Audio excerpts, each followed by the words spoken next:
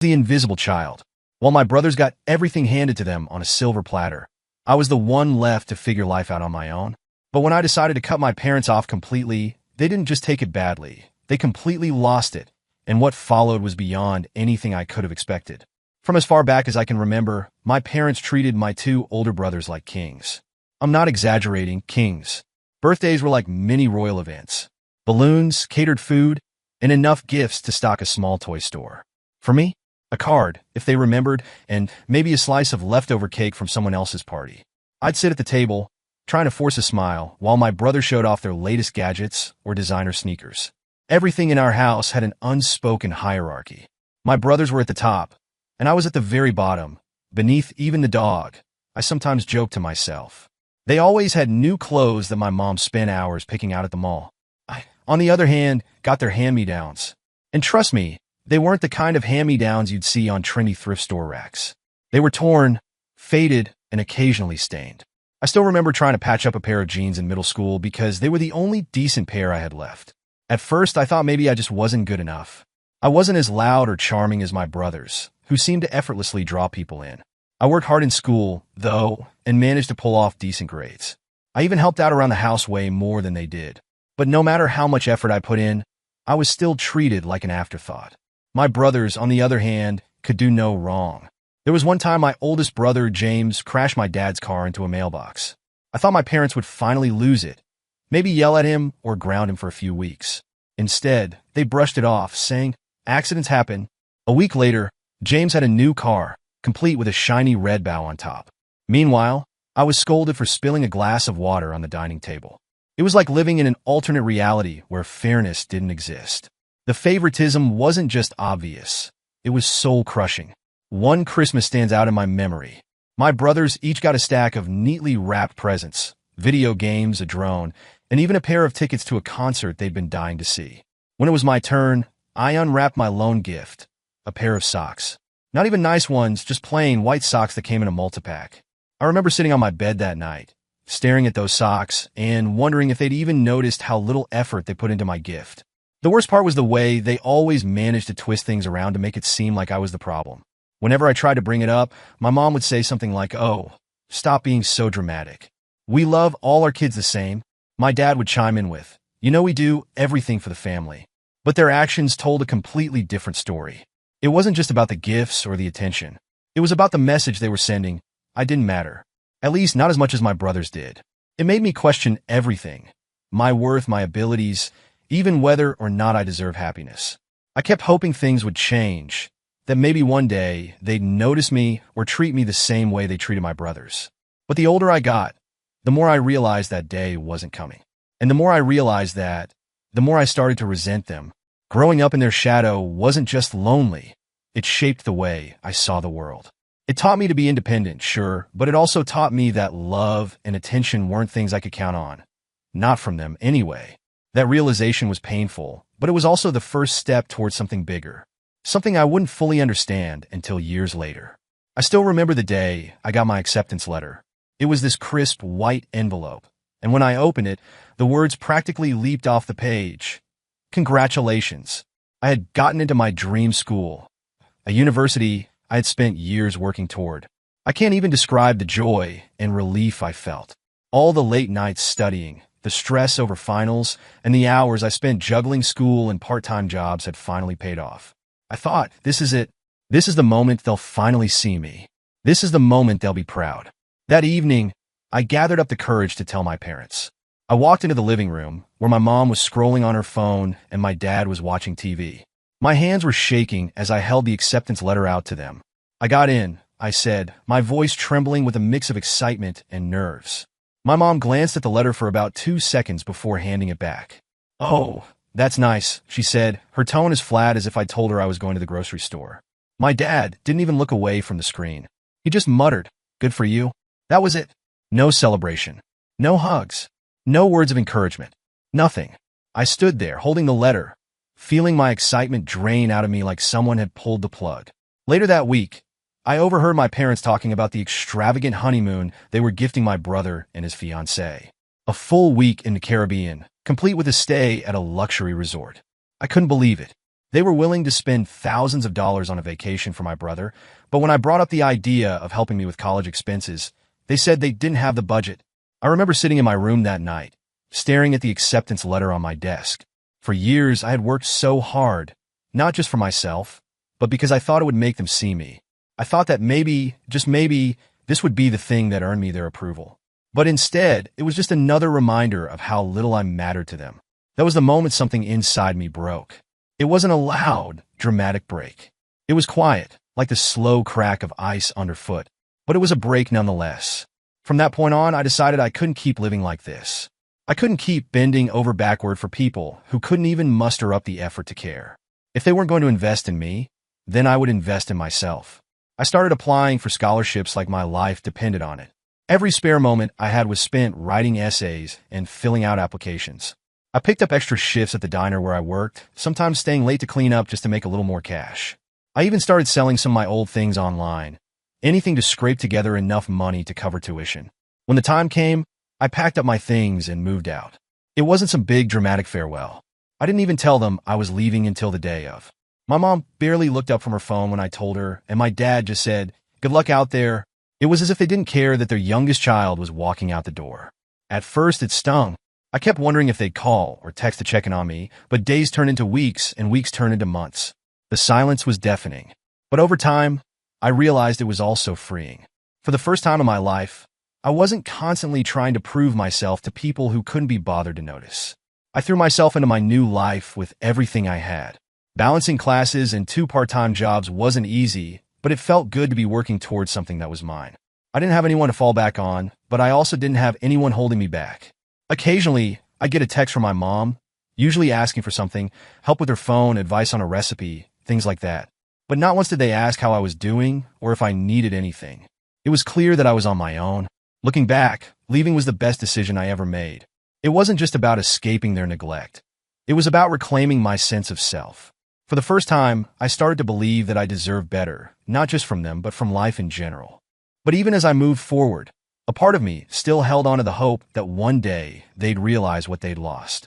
That one day they'd reach out, not because they needed something, but because they genuinely cared.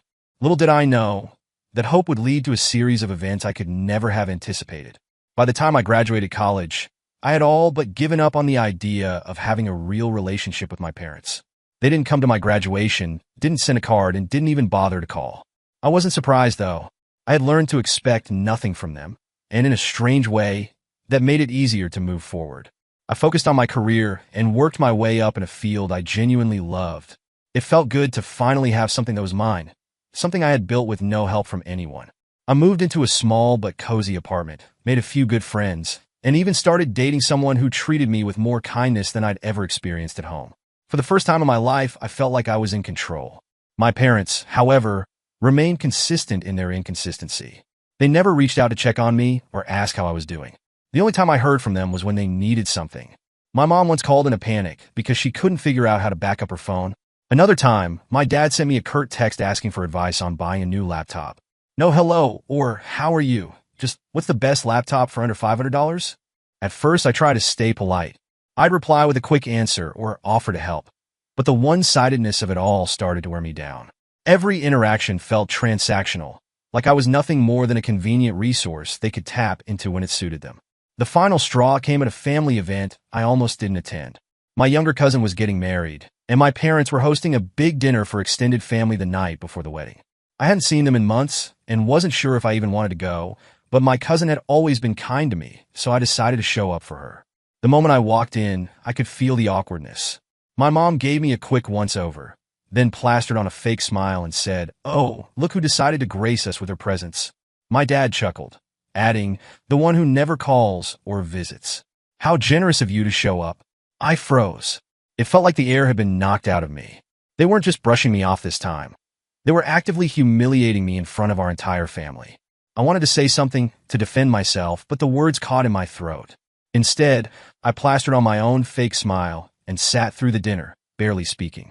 Later that night, as I lay in bed replaying their words, something inside me snapped. It wasn't anger or sadness, it was clarity.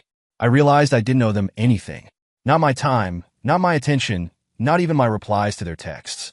They had spent my entire life pushing me away, and I had been bending over backward trying to hold on to something that wasn't worth saving. The next morning, I made a decision. I quietly blocked their numbers, removed them from my social media, and vowed to cut off all communication.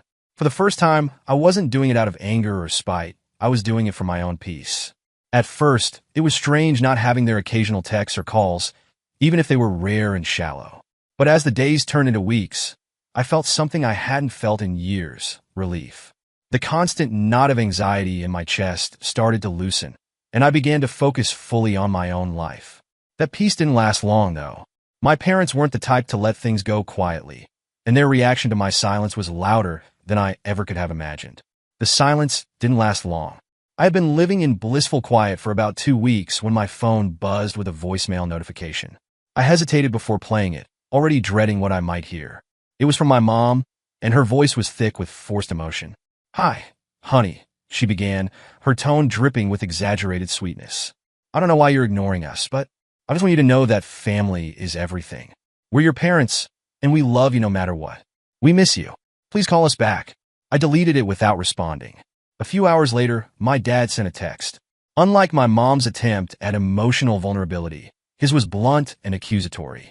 "I don't know what your problem is, but we've always done our best for you. If you can't appreciate that, then maybe you need to take a long look in the mirror." The irony was almost laughable. They were acting like I had wronged them, as if their years of neglect and favoritism didn't matter. Still, I didn't respond. I had made my decision, and I wasn't going to let them manipulate me back into their lives with guilt and blame. When I continued to ignore their messages, the tactics escalated. My mom started calling my friends. One of them, Sarah, texted me out of the blue one afternoon, saying, "Hey, just wanted to let you know your mom called me. She sounded really upset and said she's worried about you. She mentioned something about you cutting them off. Are you okay?"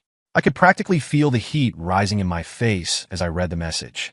My mom had no boundaries, not even when it came to dragging my friends into her drama. I called Sarah and explained the situation, assuring her that I was fine and that my mom was just trying to manipulate her way back into my life. Thankfully, Sarah understood, but the whole ordeal left me feeling exposed and embarrassed. Over the next few weeks, the guilt tripping became a full-blown campaign. My mom left more voicemails, each one more dramatic than the last. One of them began with her crying and saying, "I just don't understand what I did to deserve this. You're breaking my heart." My dad sent another text that simply read, "Ungrateful." Eventually, I blocked their numbers. For a brief moment, I thought that would be the end of it. But my parents weren't ready to give up. They found new ways to insert themselves into my life. One day, I came home to find a handwritten letter stuffed under my apartment door. It was from my mom, and it was 4 pages of emotional manipulation. She wrote about how much she had sacrificed for me, how she had always tried her best, and how it hurt her to see me turn my back on the family. She even brought up my brothers, claiming that they were worried about me and didn't understand why I was being so cruel. The letter made me furious. I sat on my couch, gripping the pages so tightly my knuckles turned white. Every word was designed to make me doubt myself, to make me feel like the bad guy. But I wasn't the bad guy. I had spent my entire life being ignored, overlooked, and treated like an afterthought.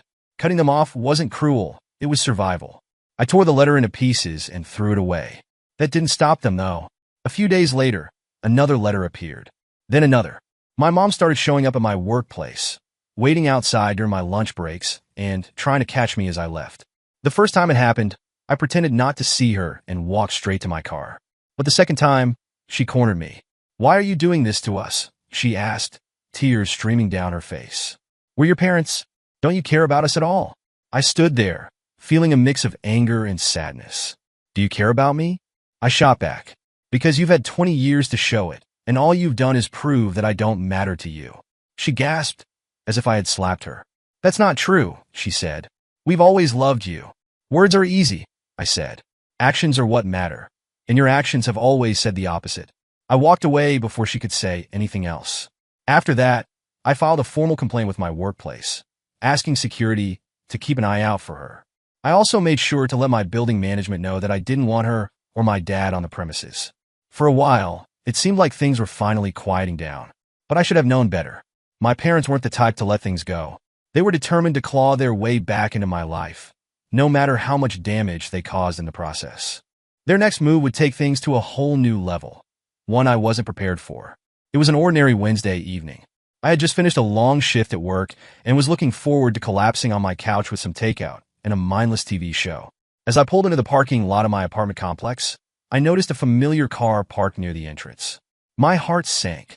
It was my parents' car. I tried to convince myself that it was a coincidence. Maybe they were visiting someone else. But as I approached the front door of my building, there they were. My mom was sitting on the concrete step, dabbing at her eyes with a tissue, while my dad paced back and forth, his face flushed with anger. Finally, my dad said as soon as he saw me, throwing his arms in the air like he'd been waiting for hours, "We thought you'd never show up." I froze, my keys dangling in my hand. My first instinct was to turn around and leave, but I knew that wouldn't stop them. They would just keep waiting, or worse, follow me. So I took a deep breath and walked toward them. "What are you doing here?" I asked, keeping my voice as calm as I could. "We need to talk," my mom said, her voice trembling. Her tear-streaked face might have evoked sympathy if I didn't know better. "I've made it clear that I don't want to talk to you," I replied, keeping my tone firm. My dad scoffed, his eyes narrowing. "Don't you think you've made that abundantly clear? Ignoring our calls, blocking our numbers, and now this? You're tearing this family apart." "Tearing the family apart?" I repeated, my voice rising despite my efforts to stay composed. "I'm not the one who's been ignoring and neglecting someone for years. I'm just finally standing up for myself." That set off a chain reaction. My mom started crying harder, mumbling something about how she just didn't understand and how it was never like this before. My dad, on the other hand, went on the offensive. "You've become so selfish," he said, his voice dripping with disdain. "Do you even care about what you're doing to your mother? To your brothers? This behavior is completely unacceptable." I stood there, staring at them, feeling a familiar mix of anger and sadness welling up inside me. For a moment, I considered just walking away. But then something inside me snapped. I was tired of the same old script, the guilt-tripping, the blame-shifting, the refusal to take responsibility. "You want to know why I've been avoiding you?" I said, my voice shaking with emotion. "Fine, I'll tell you. Growing up, you treated me like I didn't exist. James and Mark got everything, the attention, the support, the opportunities. And me? I was just an afterthought. Do you know what it feels like to sit at the dinner table and realize your parents don't even see you? To know you'll never be enough, no matter how hard you try." My mom stopped crying for a moment, looking genuinely taken aback. But before she could say anything, my dad jumped in. "Oh, here we go again," he said, throwing his hands up. "The same tired complaints? You're too sensitive, you know that? Life isn't fair. We did the best we could, and you're still ungrateful." "Ungrateful?" I repeated, my voice breaking. "I'm not ungrateful. I'm just done. Done pretending like this is a normal family. Done letting you make me feel like I'm not good enough. Done being the one who always has to make the effort." My mom started crying again, mumbling something about how she didn't know and she didn't mean to hurt me, but I couldn't bring myself to feel sorry for her. "Not anymore. I'm not doing this," I said, stepping back toward the door. "You need to leave." "We're not leaving until we figure this out," my dad said firmly, crossing his arms. "Fine," I replied, pulling out my phone. "I'll call security." At first, they didn't believe me. My dad laughed, shaking his head like I was bluffing. But when I actually dialed the number, their expressions changed. My mom stood up, clutching her purse tightly, and my dad muttered something under his breath about how I was being ridiculous. A few minutes later, the building's security guard arrived. He was a no-nonsense kind of guy, and he didn't hesitate to escort my parents off the property. As they walked away, my mom looked back at me with tear-filled eyes, but I didn't budge. Once they were gone, I went inside and locked the door behind me. I sank onto the couch, my hands shaking from the adrenaline. Part of me felt guilty. It was hard not to after years of being conditioned to feel that way. But another part of me felt something else. Relief. I had stood my ground. For the first time, I hadn't let them bully or manipulate me into doing what they wanted. It wasn't easy, but it was necessary. Still, I knew this wasn't the end. My parents weren't the type to give up, and something told me they were just getting started. Things didn't settle down after I called security on my parents. If anything, their behavior escalated. At first, it was subtle. Texts from unknown numbers that I assumed were them using new phones. Then there were letters that started appearing in my mailbox, each one filled with the same themes: guilt, blame, and a heavy dose of emotional manipulation. But the subtleties didn't last long. One afternoon, I was coming back from my lunch break at work when I saw them, my parents standing near the front doors of my office building. My heart dropped. I hadn't told them where I worked, which meant they'd either dug through my social media before I blocked them or asked around. They spotted me before I could turn around, and my dad waved me over, a fake smile plastered on his face. "We just want to talk," he said as I approached, his tone deceptively calm. "Here? At my job?" I hissed, glancing around to see if any of my co-workers were watching. My mom stepped forward, looking like she'd been crying. "We didn't know what else to do, sweetie. You've cut us off completely. We're desperate to fix this. This isn't the time or place," I said firmly, keeping my voice low. "You need to leave. Not until you agree to have a real conversation with us," my dad said, his smile fading. I shook my head, stepping back toward the door. "I'm not doing this." "Do you really want your coworkers to see this?" My dad shot back, his voice growing louder. That was the last straw. I turned on my heel and walked into the building without another word, my heart pounding in my chest. I told the receptionist not to let them in and asked a manager to let security know about the situation. But it didn't end there. A few days later, I spotted my mom in the parking lot of my gym. She wasn't even trying to be discreet. She waved at me as I walked to my car, like she was expecting me to come over and say hello. I drove away without acknowledging her, my stomach in knots the entire time. Their next move was the most unsettling. I found a note tucked under my car windshield one morning. It wasn't handwritten. It had been typed out and printed, which somehow made it feel even creepier. "You're destroying this family's legacy," it read. "Do you even care about what you're doing? Your selfishness is tearing us apart." That line stuck with me. The family's legacy. What legacy? Years of neglect and favoritism? A dynamic where two brothers were treated like royalty while their sister was treated like an afterthought? If that was the legacy they were worried about, then maybe it should be destroyed. I didn't know what else they were capable of, so I decided to take legal action. Filing a restraining order wasn't an easy decision. I kept wondering if it was too extreme, if I was overreacting. But every time I thought about their escalating behavior, I knew it was the right choice. When my brothers found out, they were quick to intervene, but not in the way I'd hoped. James, the oldest, called me one evening, his tone dripping with exasperation. "What the hell are you doing?" he demanded. "Protecting myself," I replied. "By filing a restraining order? Against mom and dad? Do you have any idea how ridiculous that makes you look? They're the ones showing up at my job and my gym," I shot back. "They left a note on my car, James. I don't feel safe." "They're your parents," he said, as if that excused everything. "You're blowing this way out of proportion. Just talk to them. Fix it. You don't need to drag the whole family into some legal drama." "Easy for you to say," I snapped. "You've always been their golden boy. You have no idea what it's like to be treated like you don't matter." "Come on, that's not fair," he replied, but his tone was dismissive. "They love you. You just need to forgive and forget." I hung up on him. Mark, my other brother, tried a softer approach. He sent me a long text about how family was everything and how he wished I would stop holding on to the past.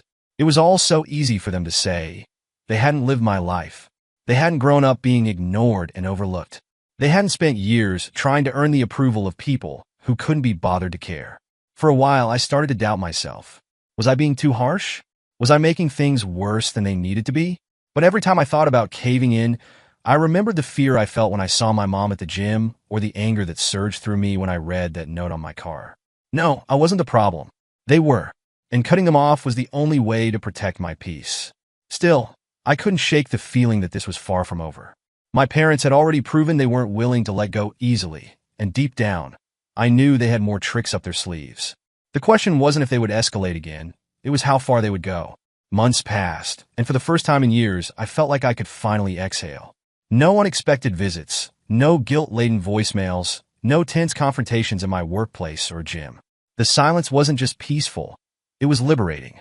I poured myself into my work, deepened my friendships, and started rediscovering parts of myself I'd buried under years of family drama.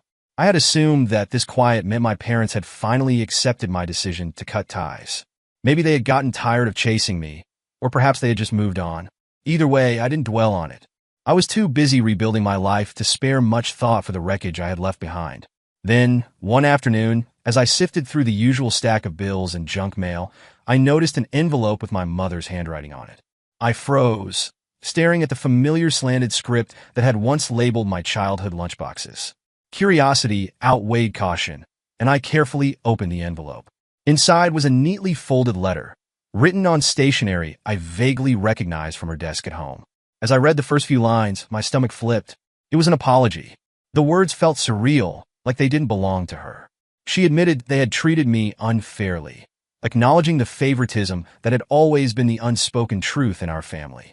She wrote about how she regretted the way things had turned out and how much she missed me. But the part that truly shocked me was when she mentioned therapy. My mother, who had always dismissed mental health as nonsense, claimed she had started seeing a counselor. "I've been learning a lot about myself," she wrote. "I never realized how much damage my actions or inactions might have caused. I'm truly sorry for the ways I failed you." I reread the letter twice, searching for any trace of manipulation or passive aggressiveness. But there was none. For once, her words seemed sincere. And yet, I couldn't help but feel conflicted. Could people like my parents really change? Could years of neglect and favoritism be undone by a few therapy sessions and a heartfelt letter? I folded the letter and placed it on my kitchen counter, unsure what to do next. Over the next few days, the letter became a constant presence in my mind. Part of me wanted to believe her, to hope that this was the beginning of a new chapter, one where I could finally have the parents I'd always wanted. But another part of me, the part that had spent years patching up the scars they left behind, couldn't shake the feeling that it was too little too late. I decided to test the waters. I wrote a short reply, thanking her for the apology and acknowledging the effort it must have taken to write it. But I was careful not to make any promises. "Trust takes time to rebuild," I wrote. "I'm open to the possibility, but I need to see actions, not just words." A week later, I received another letter. This time it was from both of them. My mom wrote about the steps she was taking in therapy and how she had started reflecting on her own upbringing and the ways it had influenced her parenting. My dad's portion was shorter and less emotional, but he apologized for not always being fair and admitted that he could have done better. It felt strange, unreal, even to see my father acknowledge any wrongdoing. He had always been so stubborn, so convinced of his own righteousness. And yet, here he was, admitting fault in his own clumsy way. The letters continued over the next couple of months. They wrote about the changes they were trying to make and even asked questions about my life, things they had never bothered to ask before. "How's work? Have you picked up any new hobbies?" It was a stark contrast to the years of indifference I had grown used to. Still, I kept my distance. I didn't want to rush back into a relationship with them only to be hurt all over again. Instead, I took things slowly, responding to some letters and ignoring others. As time went on, I started to wonder if maybe, just maybe, people could change. But that hope was tempered by caution. After all, words were easy. It was the follow-through that really mattered. And while their letters were a step in the right direction, they were just that, a step. I wasn't ready to let my guard down yet, and I wasn't sure if I ever would be. Even as I tried to remain hopeful, a small voice in the back of my mind whispered that this wasn't the end of the story. It rarely was with my parents. For better or worse, they had always been unpredictable. And as much as I wanted to believe in their sincerity, I couldn't shake the feeling that there was more to come. I sat at my kitchen table, staring at the blank sheet of paper in front of me.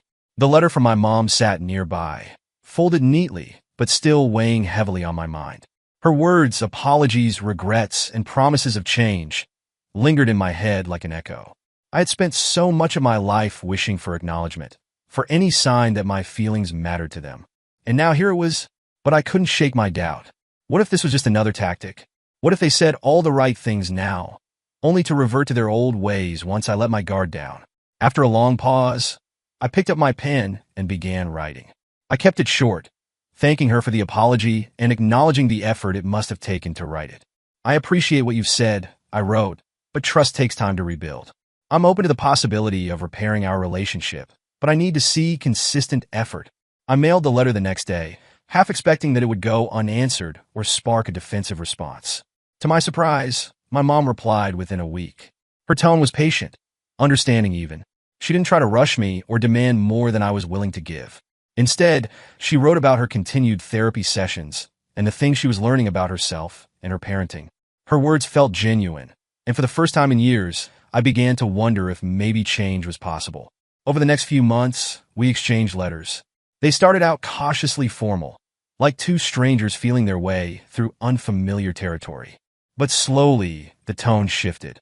My mom began sharing memories from my childhood, the kinds of things I had assumed she'd forgotten.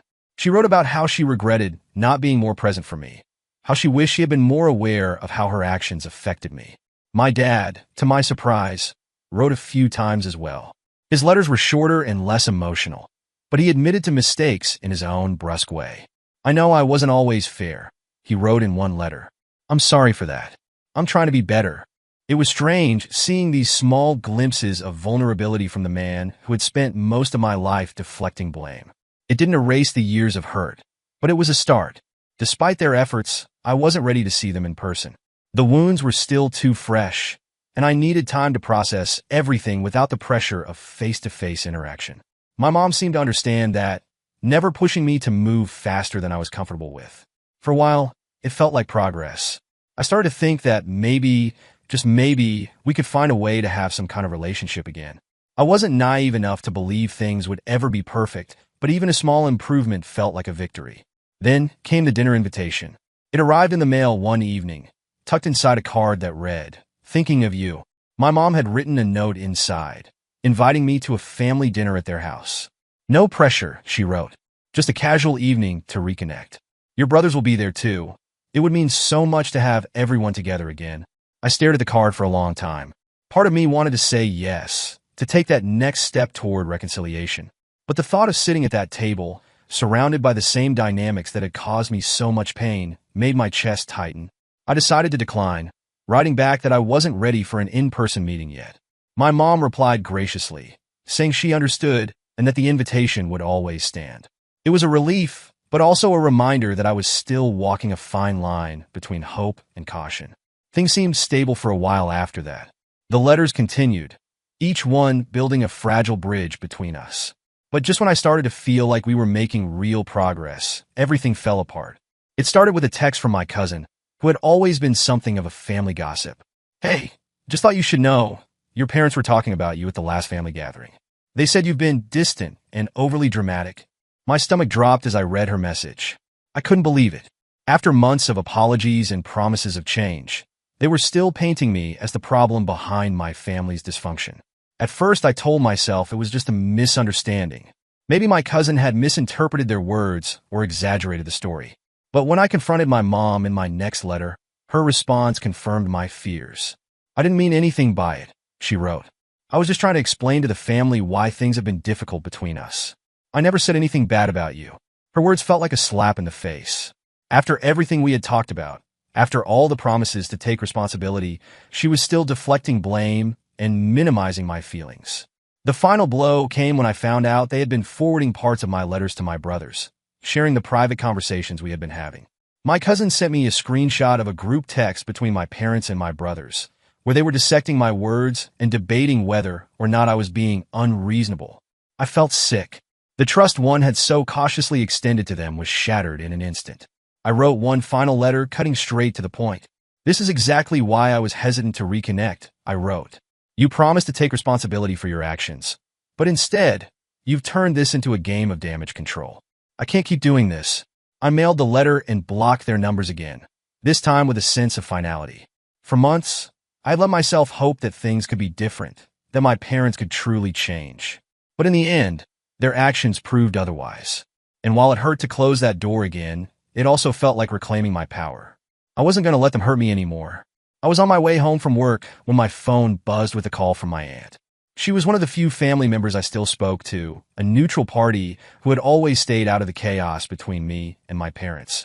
Her name lighting up my screen didn't usually trigger anxiety, but that day, something felt off. "Hey," I answered, wedging the phone between my shoulder and ear as I unlocked my apartment door. "What's up?" Her voice was hesitant, the kind of tone someone uses when they're about to say something you don't want to hear. "I wasn't sure if I should even tell you this, but I thought you want to know what your parents have been saying." My stomach clenched. "What do you mean?" "They've been talking to the family," she said slowly. "They're saying you've abandoned them, that you cut them off for no reason, and have been making up stories about how they treated you growing up." I froze in the doorway, my keys dangling from my hand. "What?" "I didn't believe it," she added quickly. "I know you wouldn't do something like that without a reason. But they're telling everyone that you're ungrateful, that you've twisted things to make them look bad." I felt a mix of rage and disbelief wash over me. After all the progress we had made, after the letters, the apologies, the promises to change, they were still playing the victim. Worse, they were trying to turn the entire family against me. Why would they do this? I asked, my voice shaking. My aunt sighed. "I think they're embarrassed. They don't want to admit their part in things. so it's easier for them to make you the scapegoat. I just thought you should know. By the time I hung up the call, I was seething. I had given my parents every opportunity to repair our relationship. I had put aside my own hurt and anger, extended an olive branch, and allowed myself to hope. And this was how they repaid me? By dragging my name through the mud and spreading lies to the rest of the family? That night, I sat down and replayed every interaction I'd had with them over the past year. The apologies that had seemed so sincere. The letters that had slowly built a fragile bridge between us. The cautious hope I'd let myself feel. It all felt like a cruel joke now, a facade they had used to regain control and maintain their image. The next day, I started receiving texts from cousins and extended family members I hadn't spoken to in years. Some of them were subtle, asking vague questions about what had happened between me and my parents. Others were blunt, accusing me of being heartless and selfish. Family is everything, one cousin wrote. How could you just walk away like that? Another text read, I don't know what your parents did to deserve this, but it's not okay to just cut people out of your life. It was clear that my parents' smear campaign was working. They were painting themselves as the victims and casting me as the villain, all while conveniently omitting the years of neglect and favoritism that had led to our estrangement. I decided I couldn't stay silent anymore. I called my aunt back and asked her to let the family know the truth. I didn't want to air all the dirty laundry, but I needed them to understand that my decision wasn't made lightly. I can try, she said hesitantly. But you know how people are. Some of them will believe whatever your parents say, no matter what. She was right. Over the next few weeks, I heard through the grapevine that some relatives were sympathetic to me, while others had fully bought into my parents' narrative. It hurt to know that people I had grown up with were willing to believe the worst about me, but I also realized that their opinions didn't matter. They hadn't lived my life. They hadn't experienced what I had. The betrayal stung, but it also solidified something for me. My parents hadn't changed. Their apologies and promises had been nothing more than empty words, a performance designed to make themselves look better. I wrote one final letter, not for them, but for myself. I poured all my anger and pain onto the page, writing down every instance of neglect, every time they had made me feel small or invisible.